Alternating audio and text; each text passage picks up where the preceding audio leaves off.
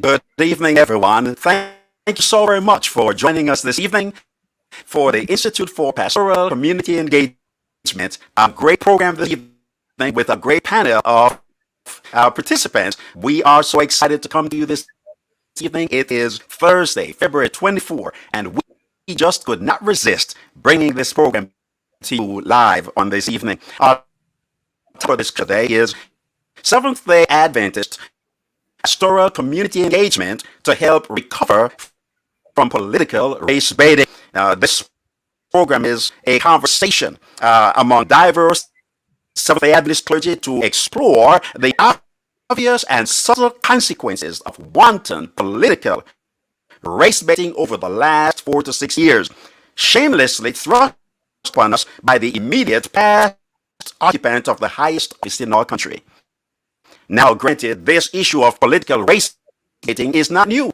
However, none can gainsay the fact that it has risen to a whole another level over the past few years. This conversation will hopefully lead us to find ways by which we can bless our communities and our congregations by leading a needed recovery effort to heal the damage that has been both individually in terms of our psyche as well as race relations across our country.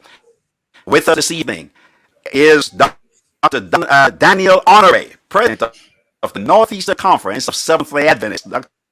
Honore, would you wish so the folks can see you this evening? And thank you. Thank you so much for joining us. Then we have Pastor Tina Carriger. She is the senior pastor of the First Seventh-day Adventist Church in Springfield, Tennessee. Pastor Carriger, wave so the folks can see you this evening.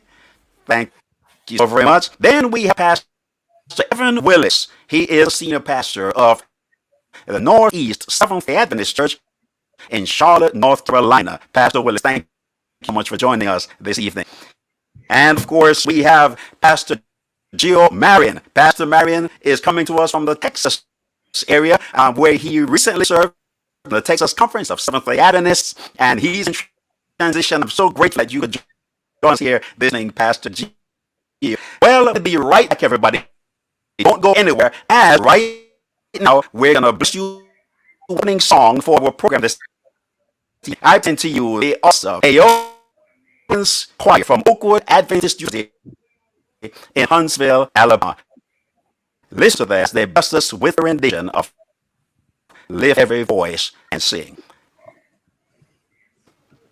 The Oakwood Aeolians. Up on the screen here.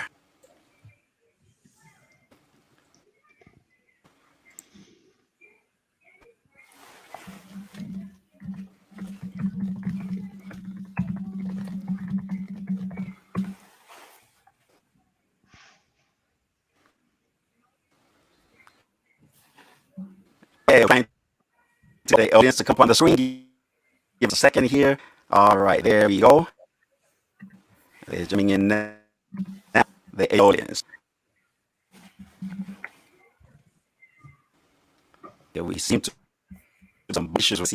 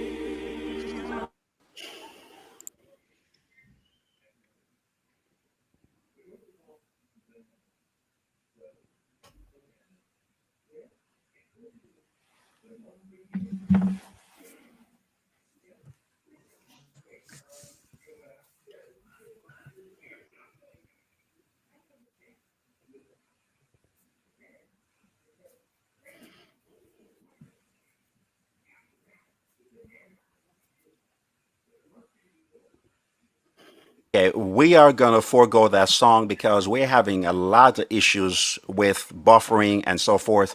And I'm getting reports that it's not being seen online either. So I want to thank those who are giving us live feedback this evening. And we're going to see if we can move forward with our conversation. Can you guys hear me clearly? Am I still coming through this evening? You're coming through. Yeah. Much Okay, better. great. Through, yeah. All right, thank you so very much. Well, we're back, everybody, and thank you so much for sticking around and bearing with us as we go through our internet challenges this evening. So, we are going to dive right into this conversation. And again, we'd like to thank our panel of awesome pastors this evening coming from various parts of the country and to share with us on this very important subject. We have recently gone through a time that many of us, if not all of us, have never seen or experienced in our lifetime. And we're going to talk about that. The whole idea is the effect, the consequences, the fallout from all of the political race baiting. It's one thing to be racist, it's one thing to be political, but it's something else when racism becomes your politics. And so this has affected the collective psyche of an entire country. We have people who are filled with fear. People are dealing with emotional trauma because of even violence that has been associated, of course, with some of the racial stuff that has transpired. The most recent act, of course, the most callous even, was the January 6th incursion against the United States Capitol. What is frustrating about that particular experience is the fact it was not just a political thing, it was also very much religious. It was a religio-political uprising of sorts. These were people somebody convinced that they were Christians, and of course, they acted upon that thinking that they needed to come and save the country through a violent act, a politically motivated act. And so let's talk about this. How would you describe the impact of let's be plain, the Trump years on race relations across the United States of America? Again, we're not blaming any one person for the fact that there is racism in this country. But surely a person would have to be totally blind and dishonest even to deny that some extraordinary things went on over the past 5-6 years. Talk to us this evening. How would you describe the state of things as a result directly of this? Gio? Oh, go ahead. Yeah, to me, as I look back and reflect upon it, I think the biggest thing is that it was almost like salt, right? It brought out the hidden racism that the country has, right? Not everybody's racist on either side, right? But the political atmosphere allowed and emboldened people to show their nasty selves, and that's how, as I look back, I begin to reflect on that. If I could jump right in, I would say, just tagging on to what Pastor Martin just said, is it Martin or Marin? Marin, like Cheech Marin, no relation. My apologies. Okay, what if I could just jump on to what Pastor Marin said? I would agree with what he also said and just expand that by saying, I mean, those who carry the views of the president found endorsement in the president. So what we saw take place during the 4 years of Trump's presidency is that people who were, thinking these things in private felt endorsement and encouragement by the president to bring their views out on full display. I believe that what Indeed. we witnessed, as the two previous speakers have mentioned, is an enabling, people receiving permission to express and openly manifest their racist views. There was a time when this was shameful. It was embarrassing. People would get shamed on social media for holding such views. What the former president did is empower these people now to say, that's how I truly feel, and there's nothing wrong with me. And not only that, there's nothing wrong with you, but then there's also no consequences. Yes, yes. And I also feel it's a backlash. If you look at race relations, the history of race relations in this country, every step that minorities have taken forward, there's a backlash. We look at slavery and Reconstruction, and then Jim Crow, and then civil rights, and then there's always a backlash. So what we see is a reaction to 8 years of Barack Obama in the White House, and how that really threatened the security of some people. To think that Black people, a Black first lady, 2 Black daughters with kinky hair, and I say that with pride, not and in any way demeaning, living in the White House, a house that was built by slaves. And so for some people, self-image of America was destroyed in that time. And so Trump comes in and tries to restore, make America great again. It means different things to different people. And so they're reclaiming what is they deem to be rightfully theirs. And you see that kind of backlash continuing now. You see the voter suppression efforts moving through various state legislatures, a reaction to acknowledging that the Black vote tilted the scale in this election, both nationally, the 2 congressional senatorial seats in Georgia, and now you see the backlash again. Anytime that Black people begin to feel empowered, there are oppressive forces that strike back and try to roll things back. And what we have for the previous president, the last 4 years, is exactly that. We got to keep these Black people in their place. And I think President Honore brings a great point. I mean, this is historic, a pattern. Whenever there's Black progress, there is an act of suppression. So if you go back even right after the Civil War, when Blacks had the rights to vote, all of a sudden you see a violent response to voting. You'll see the you'll see the poll taxes. You'll see the riots in Wilmington, North Carolina. You know, you had Black leadership, and the response was, "Let's burn it down and let's kill." It's open killing season for any Black person who can be seen, to kind of create this fear and anxiety about voting. And so it is no wonder that with such a polarizing figure as the former sitting president, that there was such a response to vote, especially with the help of Stacey Abrams and Joshua Nelson, a pastor in our conference in Albany, Georgia, getting the people out to vote. There is this frustration and anxiety that Black people don't deserve to be in these spaces. But as everyone alluded to, it's been suppressed and hidden. And now it reared its ugly head again under the presidency and election process of Donald Trump. Mercy. So let me ask you, lady and gentlemen, as you pastored over these past 4 years in the various years, and as you ministered, Mr. President, how would you describe the state of mind of your members in the immediate aftermath of the George Floyd murder and Breonna Taylor and Ahmaud Arbery, all as these things came to the forefront in the media and occupied that space for weeks on end? What kind of mindset, emotionally and otherwise, did you observe among the people you happen to lead? I think we saw how were people dealing with this? We saw a rise in consciousness of who we are and where we are.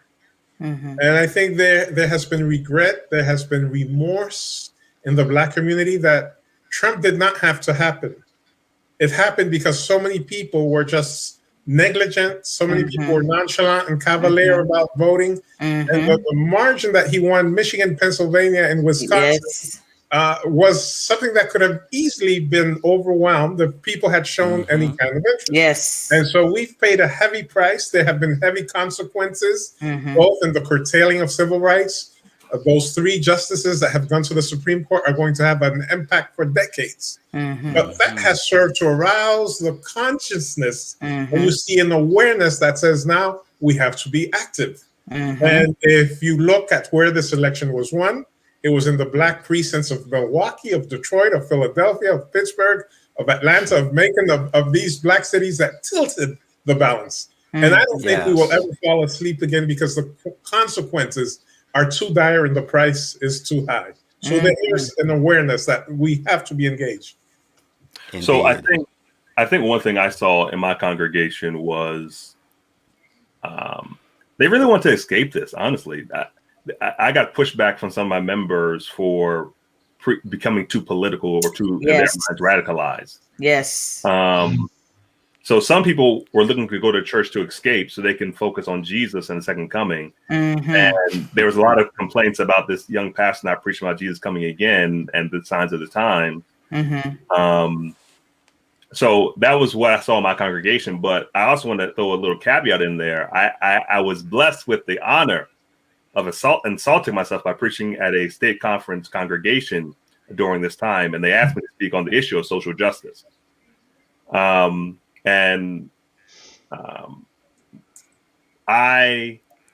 have at times no filter. Maybe that's people that may not have the filter that people like to hear in the right arena. And so they asked me to preach on social justice, and I felt the Holy Spirit impress upon me. How can you vote for justice? How can you be for justice and vote for the former president? And I preached a sermon titled, "I'm not scared of lions, leopards, bears, or Trump, oh my." I think if I preached that in person, I probably would have left with a black eye. There was a lot of vitriol and anger. There was an emergency board meeting called. My name was sent to the union for violating church and state. And so what happened in the black community and the black churches was wanting to escape it. But the reality is, in a lot of these white communities, they were unmoved. I will just tag on to what Pastor Willis just explained. Part of what we do as pastors is we have to have a prophetic voice. And so it became very important. You can't just ignore what's happening around us. And so I experienced the exact same issue. I preached quite a few, not just during the George Floyd incident, but also during Trump's impeachment trials. There are just so many things that there were available, if you read the Bible, that show us about what's to come and so on and so forth. And so a few of my members took issue. They're like, "Pastor, we love your preaching. We appreciate the gospel, and I have so many friends that I just want to invite to tune in to hear you preach. But I'm afraid because some of the things that you touch on with regards to race or other, socially acceptable issues, they might be turned away." And so I'll never forget, one of my elders was like, "Listen, I don't got any problems with what she's preaching, but there's that tension over how much should we be speaking, and if we're speaking, are we being political activists rather than pastors, or what are we doing?" So some people found themselves confused, but I sure wasn't. God has called us to do a plethora of things, and one of those is to speak truth to power and call sin for what it is. Here in the Texas, Texas being a Republican state, the audiences seem to divide the issues, these George Floyd, these killings, the political landscape, and they almost seem to divide it in four portions, right? There's a Democrat Republican argument, and then there is was it justified or was it not justified? The moral argument separated. And so what they're trying to navigate is, how do I stay faithful to God while being able to then call either party to task, depending. And so as I looked at it, I needed people to teach people how to navigate without making your political party the forefront, right? Because as ministers, we are to call for justice on either side. And so people don't know how to balance. They almost seems like you always have to be Republican if you lean that way, and you always have to be Democrat if you lean that way. And we have to teach them how to navigate that, because the only thing that matters is justice, true justice. And so here in this Republican state, that's what jumped out at me. Now, that's interesting. As I listen to you all address this, and I appreciate the angles that you came from, by the way, because it brings up a very important question in the conversation here. And I'm going to go back to what Gio just said. The four quadrants as he presented. I think that was very good work, by the way, Gio, in terms of how you presented that Democrat, Republican, righteous, unrighteous, or justified, not justified argument. That's a very good way to look at that. And so it creates then a challenge as far as Adventist theology is concerned. For example, we are all quite familiar with the fact that Methodists and Baptist preachers for eons, they have pretty much led the charge where social justice is concerned, from which, by the way, the rest of us have benefited. And in 2021, many of our members are still comfortable sitting on the sideline, waiting to benefit from the work in the trenches that these other guys are doing, and which we're grateful for. We're not knocking it. But the reluctance is there for us to get involved. How do you score that? It doesn't jive with the primitive Adventists. It doesn't jive with historical Adventism. Because going all the way back to the Millerite movement, those early pioneers were very active. William Miller sheltered fugitive slaves. Ellen White said we ought to disobey laws which call for us to return runaway slaves. She did not mince words when it came to the anti-slavery struggle. She denounced the president of the United States by name. She denounced military generals. Her husband wrote scathing editorials in Adventist publications. So in the beginning, we were a peculiar people preaching a special message, but not afraid to confront social issues. Somewhere along the line, we lost our way, and we're still trying to figure it out. But there is a work for us to do. Yeah, sorry. Indeed. Yeah, and if I could jump in real quick, and I think that's because we have forgotten to be neutral as far as party politics, right? We have forgotten that we have to be neutral as far as party politics, but we should strive for justice. And so whatever the issue is, we should strive. And, being on Facebook, we see it, people being derogatory about politicians. You can call a politician out without necessarily being derogatory to them, because it's a reflection I see on us as collectively. Yes, fight for the justice. Yes, fight for the issue.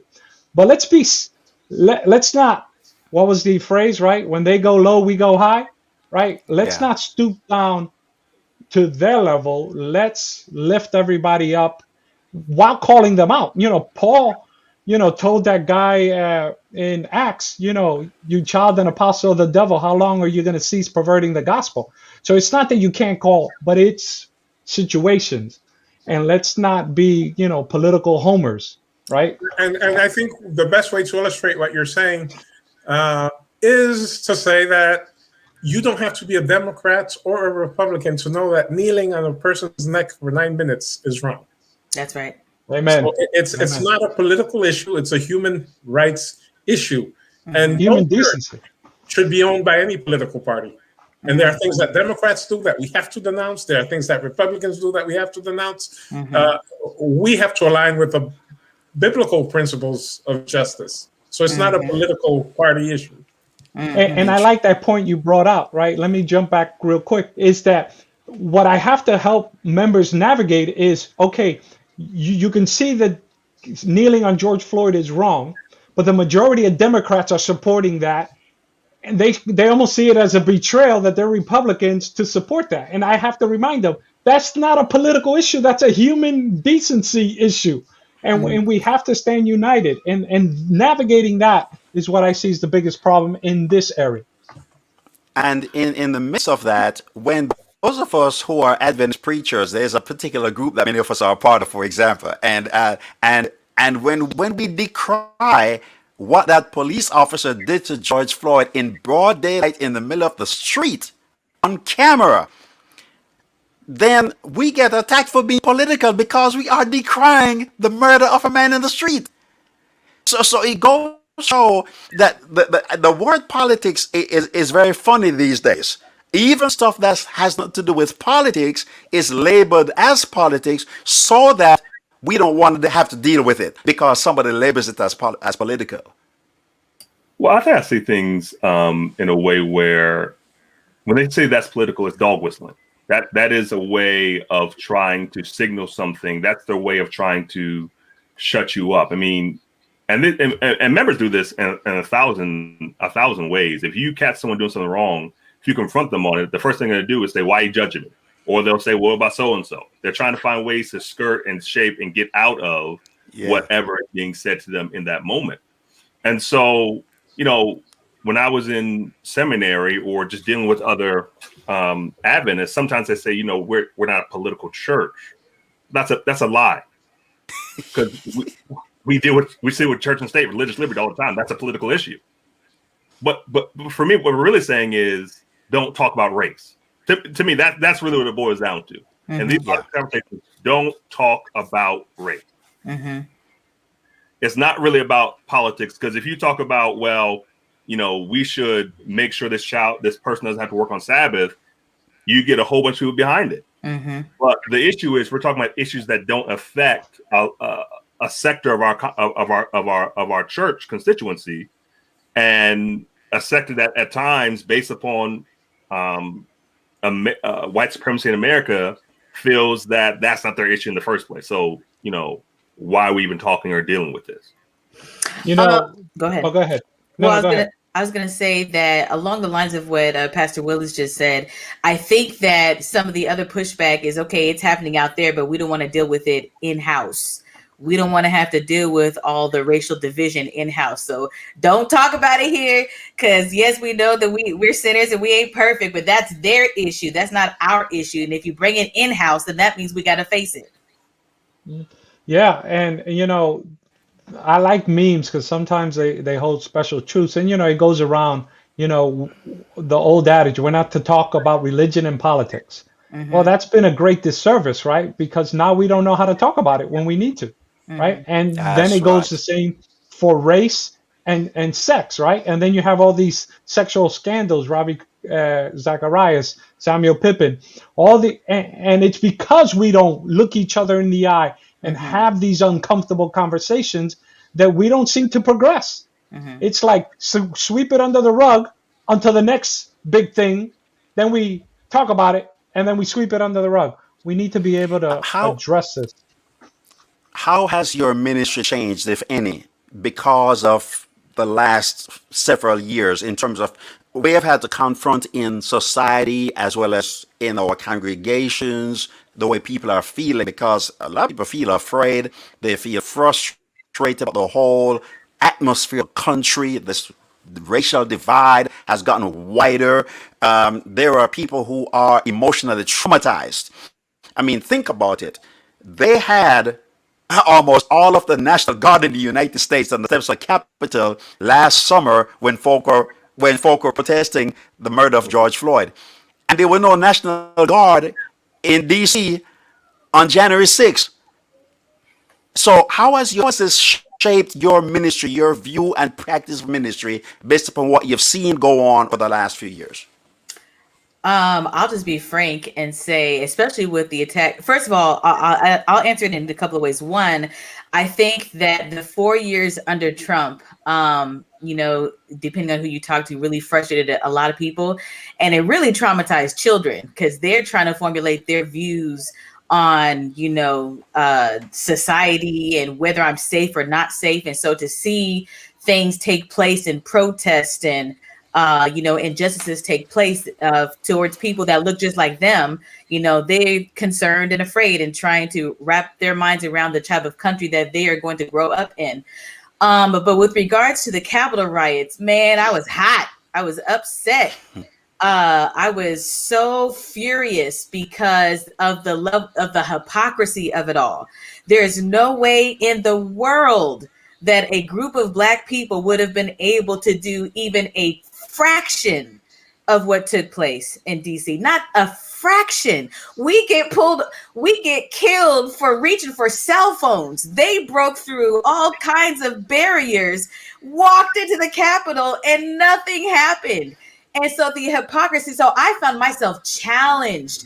We are to rise above as Christians, but as a regular human being, I found myself extremely challenged, thinking, man, bump all of this try to come together kumbaya stuff. Clearly, we still got some major problems, and I'm not ready to hold hands and whatever with anybody, because this is madness. That's how I felt. And to build upon what Pastor Carricker said, she's right. I mean, we would never have the right, because once again, this is historic, right? The race riots in East St. Louis in 1919, it all started because someone accidentally got shot. And they, after white violence started first, or Blood at the Root looks at in Gainesville County, in Gainesville, Georgia, I can't remember, Forsyth County. It looks at how there was the assumption that because there was white violence, there was a rumor spread that blacks were coming together to cause a riot. And they then began to do a whole onslaught on the black community. So we don't even have the right to think about what they did. Mm-hmm. We get killed for thinking what they've done. Mm-hmm. And so I would also venture to add that it wasn't necessarily hypocritical. It was intentional. Protection was withdrawn from the Capitol deliberately. Mm-hmm. The National Guard was kept from responding for about 4 hours because the president was delusional in thinking that would actually overturn the election. Mm-hmm. But what happened at the Capitol was not neglect, that they didn't think that these people were dangerous.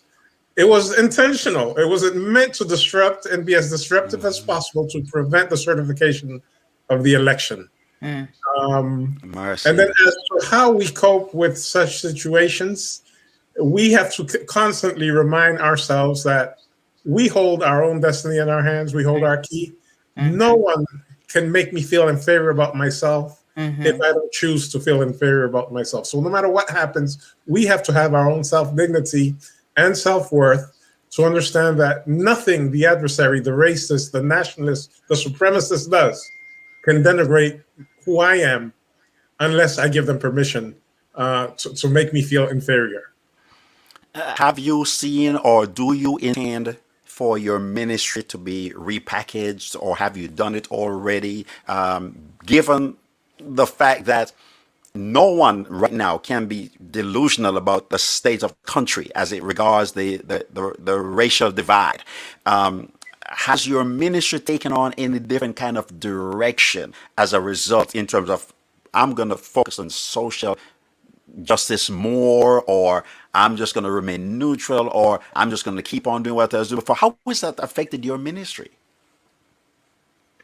Well, one thing in the church that I'm helping out in is we have, it's a international church, different races, different people, a lot of white collar workers. And what we have decided, and I don't know if it's consciously or subconsciously, is that it's almost like, if we let them fight it out, right, then we have to be in the middle to pick up the pieces, right? So there's a new community center that we've reached, food bank that we've started, and well, a huge political guy, I don't even want to say what party, but I mean, flags everywhere, came up to the pastor and was like, looking scary, and then gave $100 to help.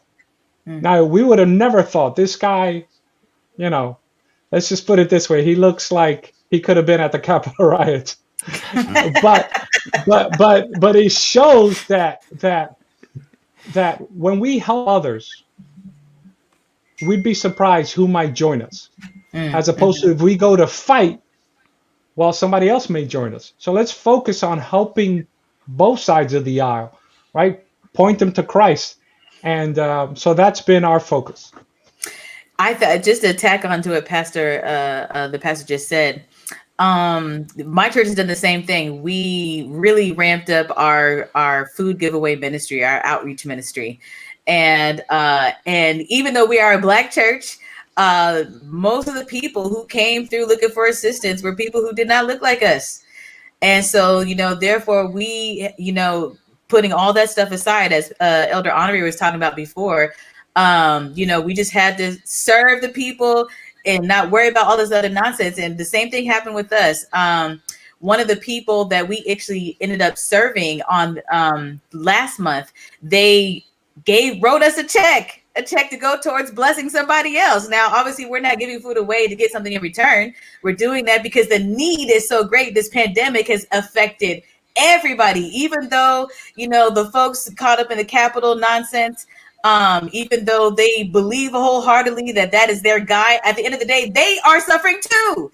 Man, they just don't realize they are suffering. And so when they're looking for help, we still got to be the hands and feet for them as well. And so one person wrote us a check just to say thank you so much, because your food giveaway was the thing that I needed to carry me over until I got my unemployment check. So hey, that's what we're doing. So what you're saying is that if racism was a person, or rather hunger was a person, he wouldn't be racist because everybody gets hungry. Sometimes I wonder how much of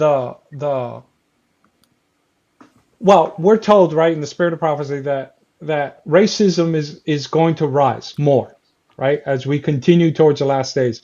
But sometimes I wonder how much of it is just flamed by, I mean, let's face it, media makes money from viewership, right?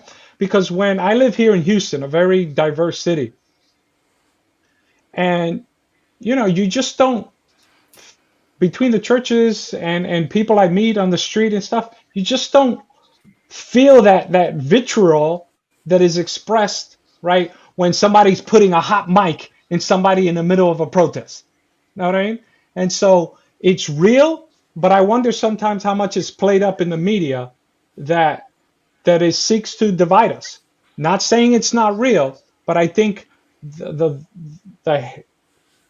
added, ratings shift might perpetuate something that is Now, not good for either side. let me address that from a Black person's perspective.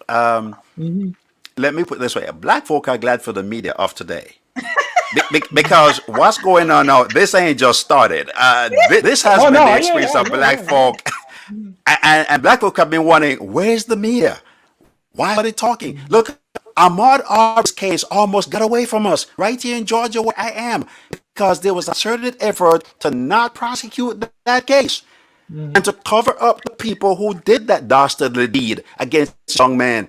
And were it not for the media, and in fact, this was a spin-off from George Floyd and Breonna Taylor, and people decided to rally and to bring attention. So were it not for the media, I wouldn't have known about it.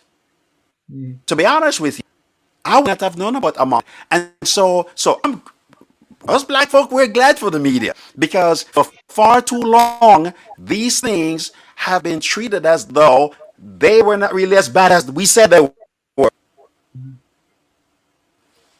Yeah, and maybe I should clarify. To me, that's reporting. I'm talking about these talk shows. All right.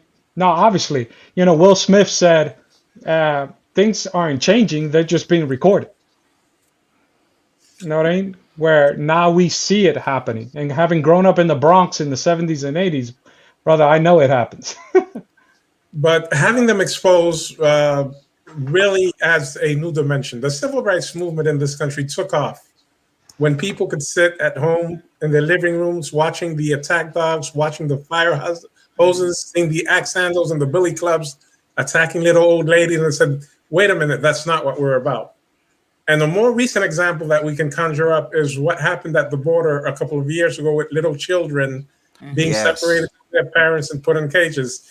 They were going to get away with it, but America stood up and said, no, that is not who we are. And so it transcended political affiliation and parties and races. It hit a moral nerve where people said, no, we cannot continue like this. And that's why it's important to expose these situations. And we'll never live in a perfect world before the second coming. So as long as we are aware and make people aware, there's something that nudges at the conscience, nudges at the soul that wants us to be better. And You for know, me, go ahead. Go ahead. I would say the way it's impacted my ministry these last 4 years, I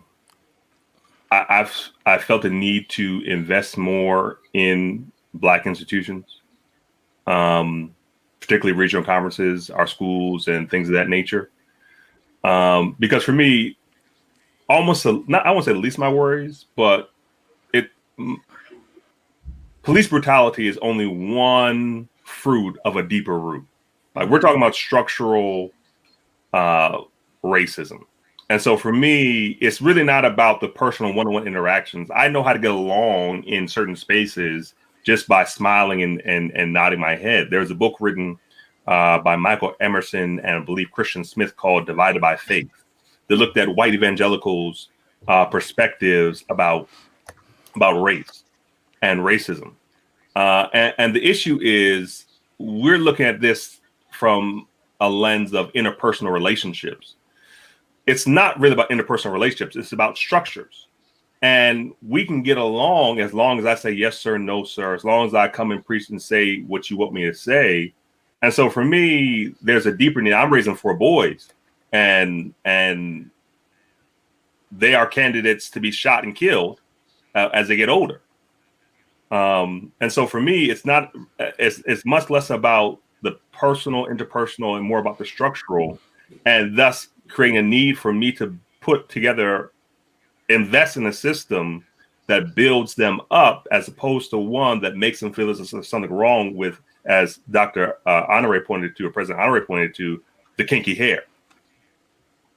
And so I look more at how can we affect change at the structural, and I'm less concerned about the interpersonal, because interpersonal is really a heart issue. The structural is what affects whether a knee is on my son's neck or not.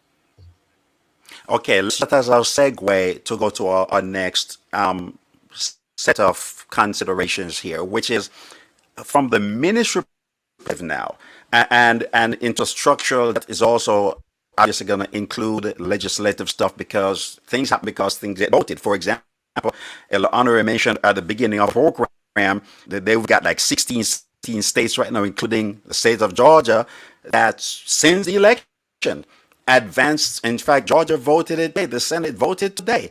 All these rollbacks of basically voting rights is what we call it. This are voter supremacy stuff that they've put on the Georgia just voted it. The governor just needs to sign out.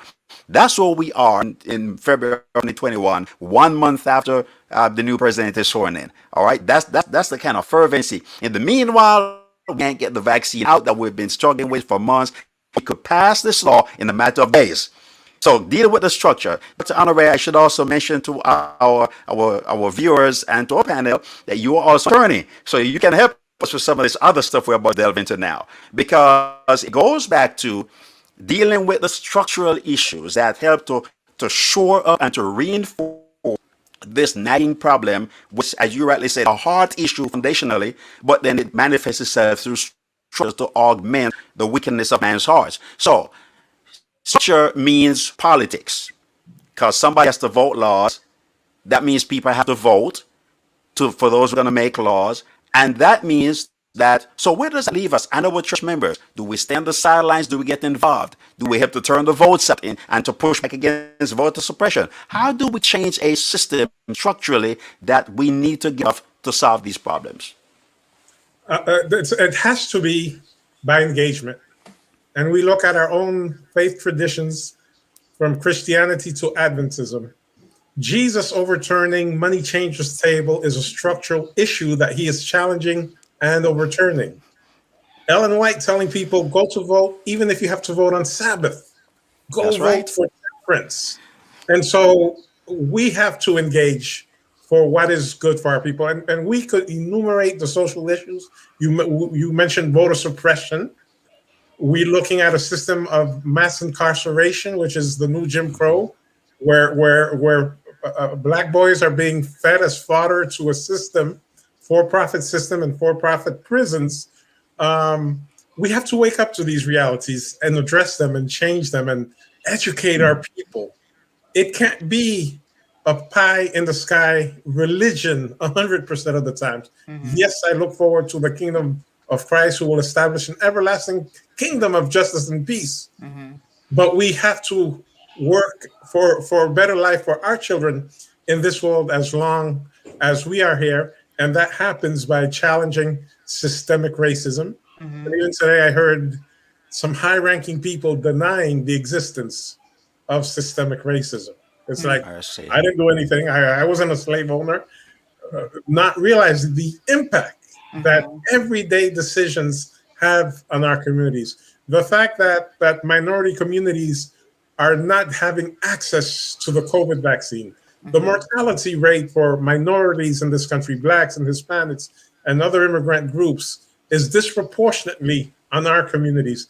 These are all symptoms of structures that need to be challenged and changed. And you cannot do it just by singing Kumbaya all the time. You have to challenge them as Jesus challenged the money changers in the temple and overthrew their tables. If I'll jump in right quick, I think that's part of the reason why my president made the decision that our conference, that our churches were going to stay closed during this. While, even though the governor of Tennessee has, given everybody a green light that they can open whenever they want to, my president, Elder Jones, said, listen, they might be able to get access to stuff, but our people are the ones who struggle the most. We're the ones who are going to die first. So as long as, I'm trying to keep everybody safe as possible. So the churches in South Central have remained closed for that very reason, in an effort, because there is a disproportionate treatment with regards to access to the vaccine and just all kinds of issues. We're trying to keep folks safe. Daniel, President Daniel, how do you well, I don't want to butcher your last name, but jumping off something you said, Honore, something you said, I preached a sermon on racism, and I showed a picture of 63-year-old Ruby Bridges, and I left the picture there for a bit, and there was this, people from the Caribbean, but African American were there too, and Caucasian, Hispanics, Filipinos, and I asked, how many people know who this is? A 63-year-old Ruby Bridges. Only one PhD African American woman knew who she was. Then the next picture was her famous iconic picture of being escorted into school. And then they all knew. And so then I asked this question, because I showed a picture of people yelling around her, right? I asked this question. She's only 66. Where do you think the people around her are? Do you think they've had a change of heart? Right. So we have to educate about how close, Ruby Bridges is to our reality. Right. This Ruby Bridges wasn't 150 years ago. It's 66. I have aunts and uncles around that age and older. Right. So that reality. And then on the second thing, Pastor Tina was mentioning is minorities. I'm Hispanic, right? We get hit the hardest. But now from a spiritual Adventist side, this is where we have to preach the health message, because we know more pandemics are coming.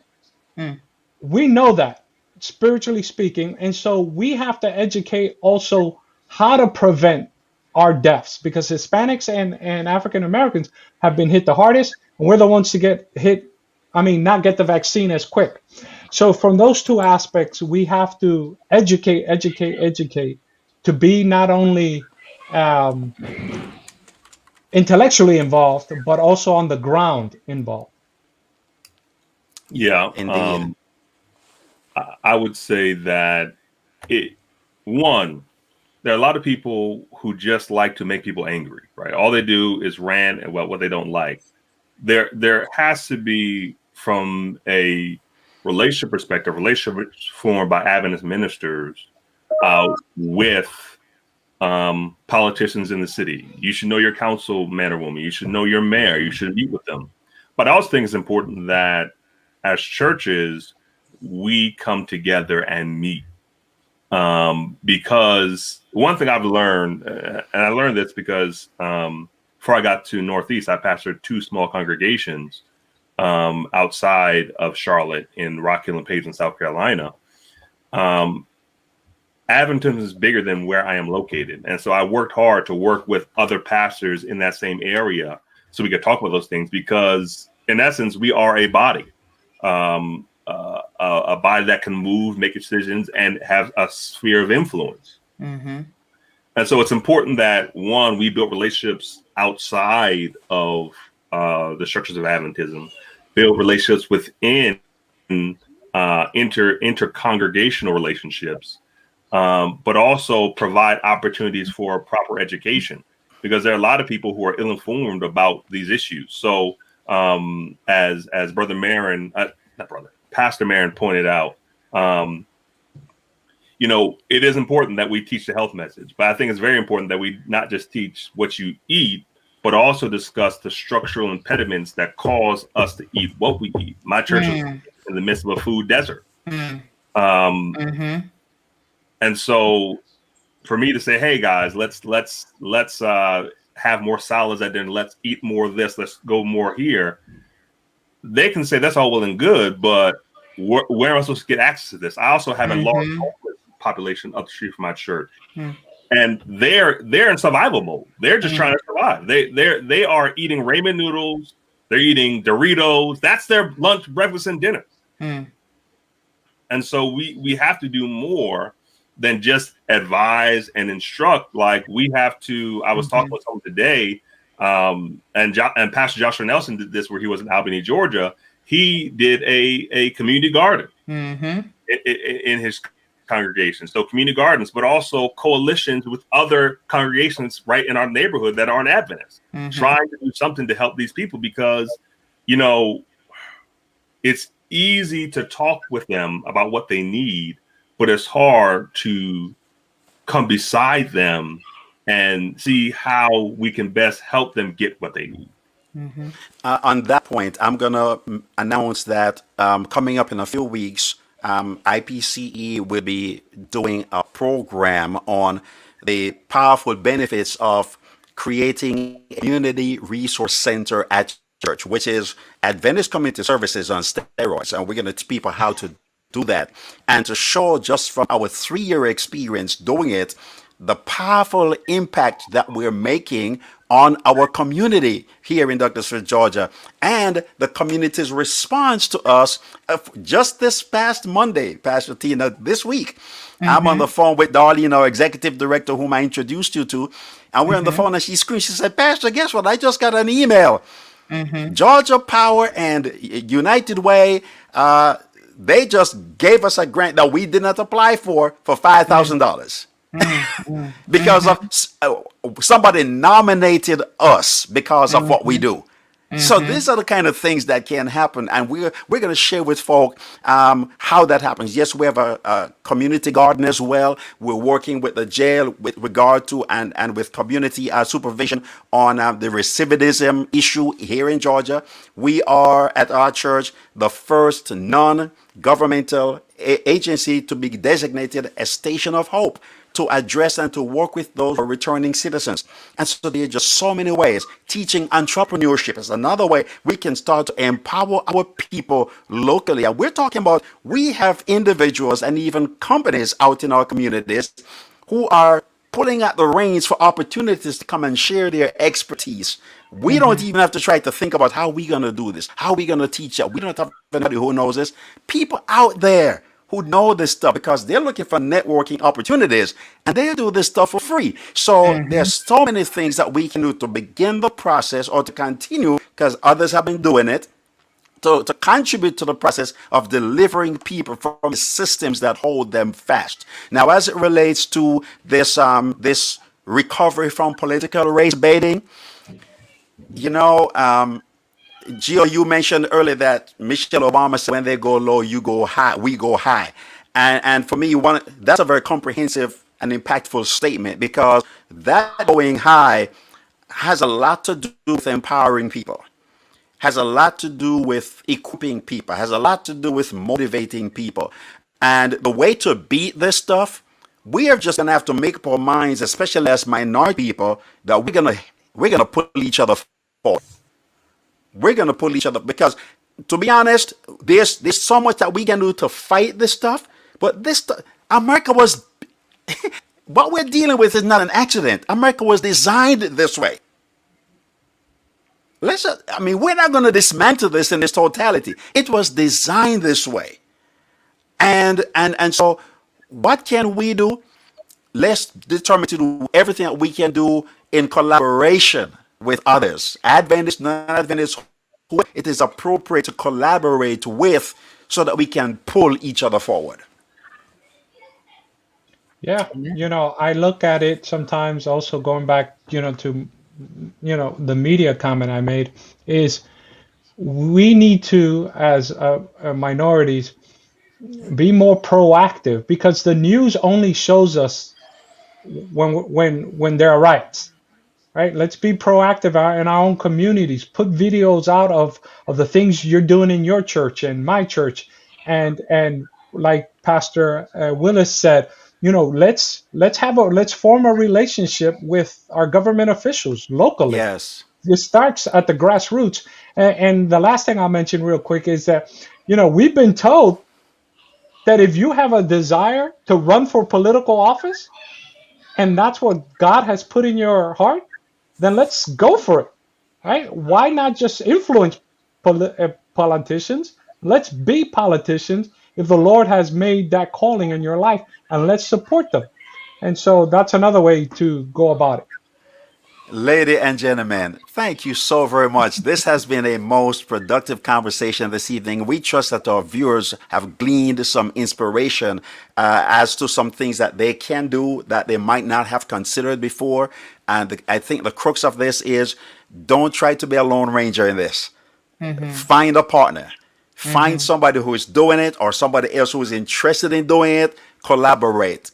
Don't compete, collaborate. And we can get so much more done. Mr. President, thank you so much for joining us. It's been a pleasure. It's been a pleasure. Thank you. Yes, indeed. Pastor Tina, big ups to you. Pastor Gio and Pastor Evan, thank you all so very much. To our viewers, thank you so much. We apologize for the technical issues that we had this evening by way of the internet. And we're not using Wi-Fi, I'll tell you that right now. And but may God help us to have this breakthrough in our communities and in our congregations where God has placed us to serve. Have a good evening, everybody. Good night.